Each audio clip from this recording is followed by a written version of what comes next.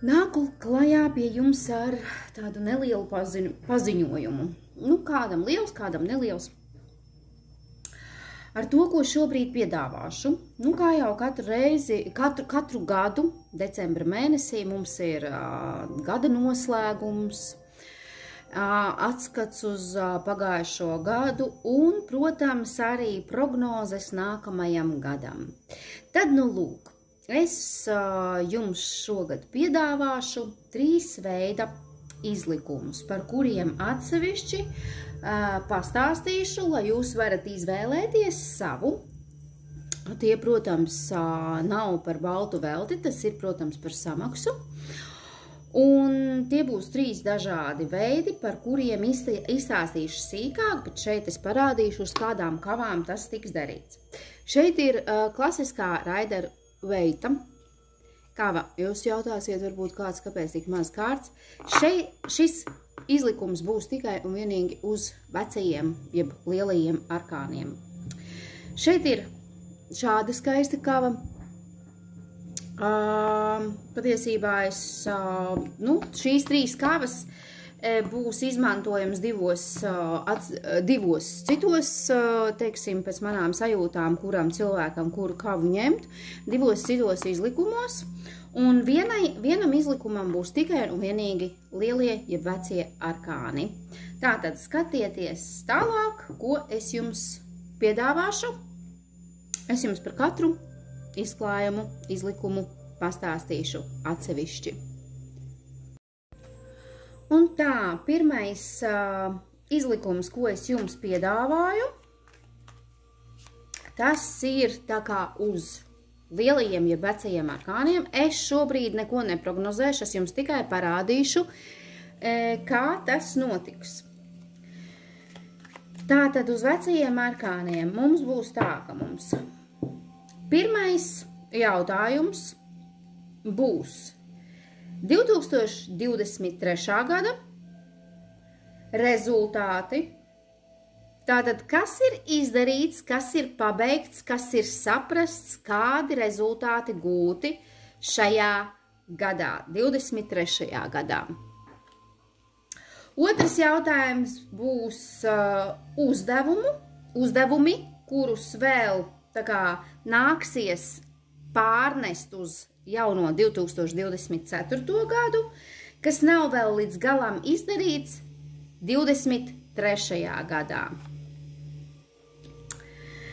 Tālāk, trešais jautājums.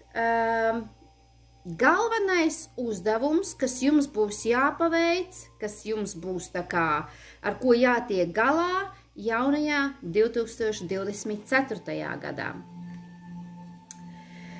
4. jautājums. Jūsu noskaņojums 2024. gadā, jeb gara stāvoklis. Tas ļoti daudz ko paskaidros, kā jūs vispār uztversiet uzdevumus, kā jūs virzīsieties pa to gadu uz priekšu, kādas apņemšanās, ko apņemsieties, ko neapņemsieties, kāds būs noskaņojums un nevis gara stāvoklis, bet jūsu garīgais gara stāvoklis.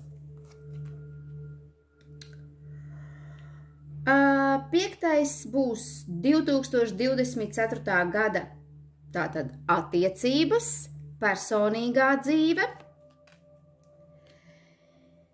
6. jautājums būs 2024. gada biznesa dzīve. Nauda, biznes, darbs, finanses,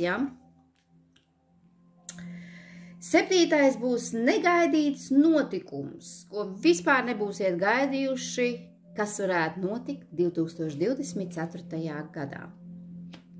Šeit uzreiz ir priestarien, kādam tas būs pilnīgi noteikti noslēpums, Bet tas tāda atkāpīta. Es šeit nezīlēju, jums rādu, kā tas notiek. 8. kārts un 8. jautājums – ieteikums no kārtīm uz visām dzīves sfērām 2024. gadā. Un pēdējais jautājums, pēdējā kārts, ar ko tad jūs ieiesiet nākamajā jau 2025. gadā?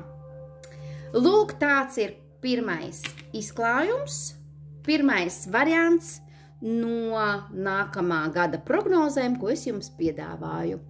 Piesakaties, varat rakstīt, ka tas ir numur 1, ko jūs vēlaties, izvēlaties kādu šo te izklājumu, un es zināšu, kā un ko darīt un ko jums piedāvāt. Nākamo gada prognozi, nākamā variantu numur 2, kādu prognozi nākamajam gadam 2024 es jums piedāvāju, un tas būs, teiksim, ar visiem arkāniem. Mazie, lielie, jā, vecie, jaunie, kā nu kurš sauc. Ar pilnu kavu. Un tur būs tādi jautājumi.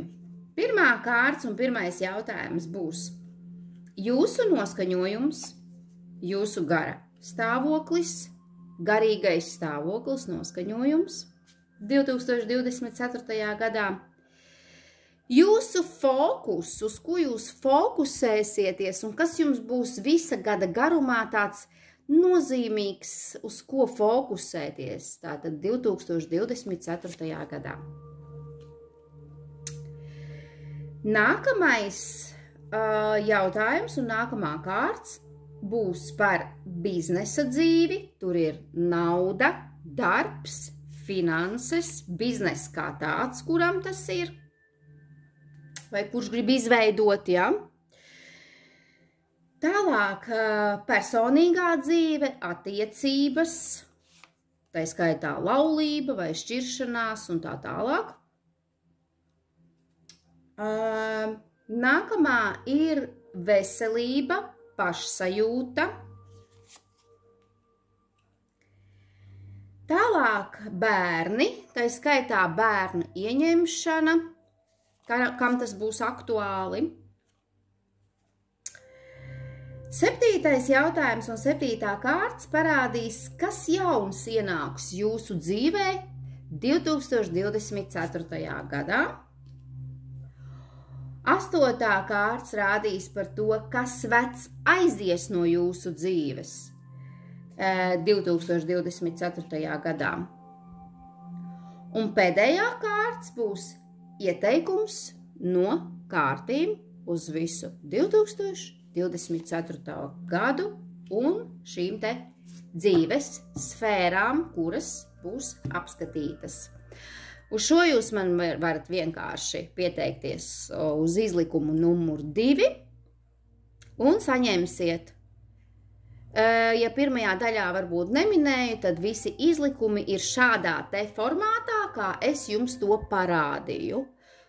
Video formātā, kuru es pēc tam jums nosūtu kā faila veidā, un kuru jūs varat skatīties un pārskatīt, lai jums nekas neizkrīt no galvas.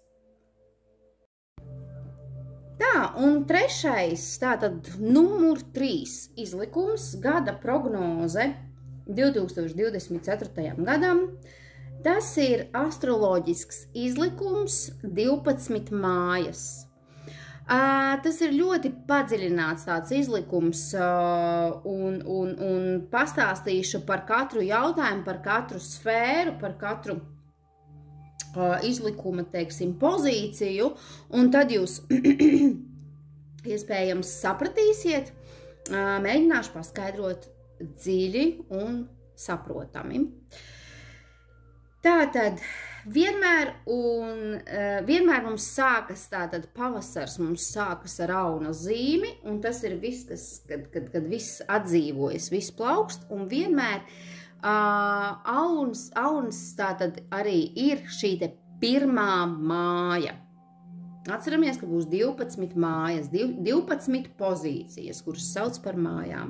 Un tātad pirmā māja auns, un šeit runā par to, kā lai jūs varat redzēt, šeit runā vienmēr šī kārta, šī pozīcija par to, kāda ir cilvēka personība, cilvēka pašapziņa, pasaules uztvere un kā cilvēku redz apkārtējie cilvēki, teiksim, kolēģi, draugi, kā jūs sevi izpaužat sociumā vai sabiedrībā, ja?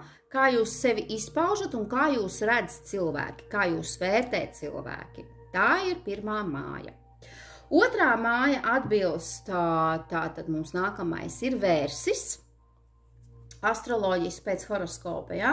Un otrā māja, šī pozīcija, mums atbild par naudu, par finansēm, par īpašumiem un par materiālo labklājību.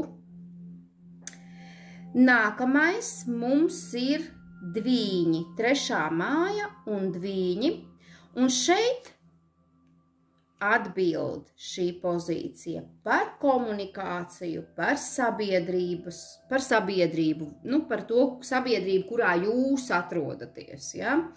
Par kontaktiem, par kaut kādiem ne tādu lielu mācīšanos, bet, teiksim, kursiem, par stažēšanos, par kvalifikācijas celšanu, papildus pamācīšanos, ja? Arī par brāļiem un māsām, kuriem tādi ir. Vēzis, ja, un 4. māja, mums ir šeit apakšā, varbūt es ceru, ka jūs redzēsiet, pacelšu uz augšu mazliet, lai var redzēt labāk. 4. māja un Vēža zīmē, tas ir viss par mājām, par ģimeni, par ģimenes pavardu, arī par vecākiem, par jūsu, teiksim, miedarbību, attiecībām, par sirds siltumu, jeb netik siltumu, ja? Tātad par mājām, mājas pavardu, ģimeni, bērni, ja? Bet šeit nebūs partneris, ja? Tas būs citā mājām. Bērni un vecāki. Nākamā pozīcija 5. un tas pieder lauvas zīmes pārstāvjiem.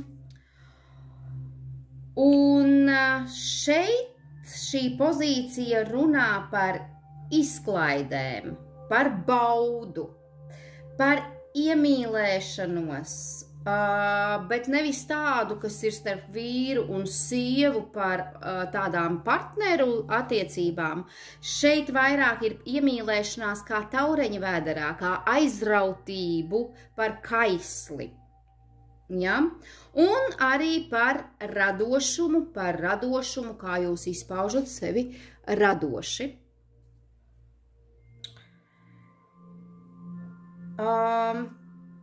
6. pozīcija ir jaunavas pozīcija, un šī pozīcija runā par veselību un pašsajūtu. Nākamā ir svari, un nu šeit ir 7. māja un svari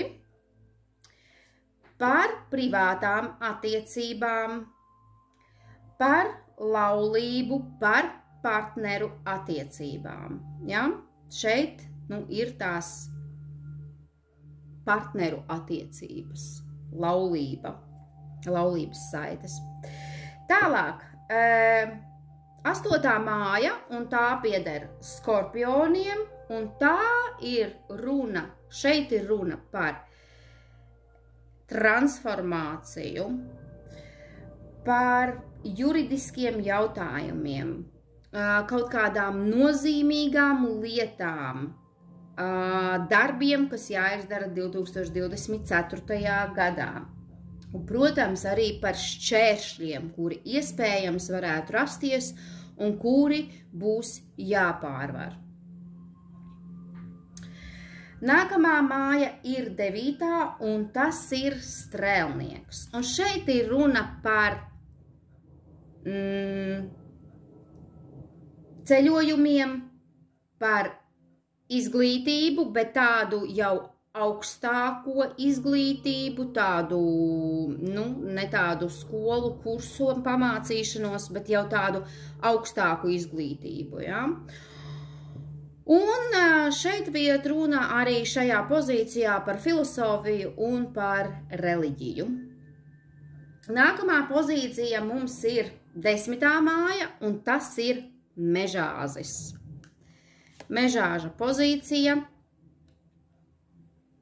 Un šeit mēs runājam par karjeras kāpnēm, par karjeras izaugsmi, par biznesu, par profesionālo darbību kā tādu. Tātad šeit ir karjera un karjeras kāpnes un izaugsme. Nākamā 11. māja pieder ūdens vīriem, un tur iet runa par draugiem, par paziņām, par kompanioniem, par sabiedrotajiem, par, teiksim, vienādi domājošiem ar tiem cilvēkiem, ar kuriem jūs esat uz viena viļņa un saprotaties no pusvārda. Un pēdējā 12. māja atbilst zivīm, un šī māja runā par visu, kas ir slēpts, visu, kas ir apslēpts. Ne tikai jūsos pašos skeletiskapjos, bet arī kas ir ap jums. Par kaut kādām dūmakām un migliņām, ja, kas nav saprotams, par mistiskām lietām un arī, protams, par ienaidniekiem. Kā man viducī sanāca priesteriene. Protams, es šo te visu papildināšu ar tādu virzītāju spēku uz 2024. gadu, kā ieteikumu no kārtīm, kā vispār kāds būs gads, grūts, negrūts, vieglāks. To visu varēs apskatīt, redzēt šajā kāršu izlukumā, kas ir numur 3.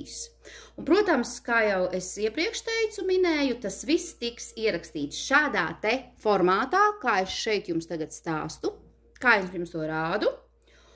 Un, protams, nosiltīts fails jums personīgi, kur jūs netraucēt, varēsiet to apskatīt. Tā kā piesakieties. Un tātad piedāvāju 3 veida, šogad 3 veida prognozes 2024. gadam, kuras jūs pirms brīža varējāt apskatīt. Un gribu pateikt par to, ka katrā no izlikumiem ir savs knifiņš, savs dziļums. Tā kā jebkuru no viņiem, ko izvēlēsieties, jūs varēsiet saņemt savas atbildes. Jebkurā gadījumā kārtis pavēstīs jums pašu svarīgāko, kas jums būs jāzina uz jūsu nākamā gada prognozi. Tālāk, jūs redzējāt, kā es parādīju jums šos te jautājumus. Gribu minēt to, ka šādā formātā arī es jums viņus piedāvāšu, ierakstīšu video formātā, nosūtot jums katram atsevišķi jūsu failu, lai jūs varat skatīties savu izlikumu individuāli vienalga. Reizi, 2 reizes atkārtoti pēc pāris mēnešiem varēsiet paskatīties, ko tā Santa teica, ka varbūt ir kaut kas aizmirsies. Un trešais, ko gribu minēt, ka tas, protams, nav arī par brīvu velti, tas ir maksas pakalpojums. Un vēl 4. ko gribu minēt, ka šos te izklājumus jūs vēl varat tā kā pasūtīt un saņemt priekš sevis līdz ķīniešu jaunajam gadam. Tātad es neatceros precīzi datumu, kad mums sākas pūķa gads, tas ir janvārī, man liekas kaut kādi 11. vai 20. datumi janvārī, precīzi jāpaskatās. Tātad ne tikai tagad līdz 1. janvārim ir jāuzspēj, bet varat vēl janvārī, teiksim, šos te izklājumus saņemt. Ieskatīties, ko tad jums atnesīs foršais pūķa gads, jaunais 2024. gads, un vēl, ja kādam tas interesē, jūs taču varat tādu dāvanu arī uzdāvināt kādam, kurš varbūt pēc jūsu domām vai ir minējis to, ka ļoti vēlētos šādu te prognozi. Tad kāpēc, lai jūs neuzdāvinātu šādu prognozi kā dāvanas veidā kādam no saviem draugiem, radiem vai vēl kādam cilvēkam, kurš ļoti, ļoti vēlas šo te prognozi savā, pārziņā. Tā kā piesakieties un apdomājiet, papētiet, es jums, manuprāt, ļoti, ļoti labi esmu pastāstījusi, ko katrā pozīcijā jūs varat saņemt, kādas atbildes, un padziļināt es to visu izpētu, un uz tikšanos!